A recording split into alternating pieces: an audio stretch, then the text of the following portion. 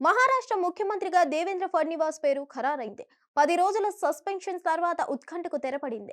BJP LP సమావేశంలో ఫడ్నవీస్ ను ఎమ్మెల్యేలు ఎన్నుకున్నారు. ఈ విషయాన్ని ఆ రాష్ట్ర బీజేపీ చీఫ్ అధికారికంగా ప్రకటించారు. డిసెంబర్ 5న ప్రమాణ స్వీకారం చేయనున్నారు. బీజేపీ కోర్ కమిటీ సమావేశంలో సీఎంగా ఫడ్నవీస్ పేరును ప్రతిపాదించగా ఏకగ్రీవంగా ఆమోదించారు. డిసెంబర్ 5న ముంబై ఆజాద్ మైదాన్లో ఆయన సీఎంగా ప్రమాణ స్వీకారం చేయనున్నట్లు వెల్లడించారు. సీఎంతో పాటు ఇద్దరు ఉప ముఖ్యమంత్రుల ప్రమాణ స్వీకారం ఉంటుందని స్పష్టం చేశారు. అజిత్ పవార్ తో పాటు ఏక్నాథ్ షిండే డిప్యూటీ సీఎంలుగా ప్రమాణ స్వీకారం చేయనున్నట్లు సమాచారం.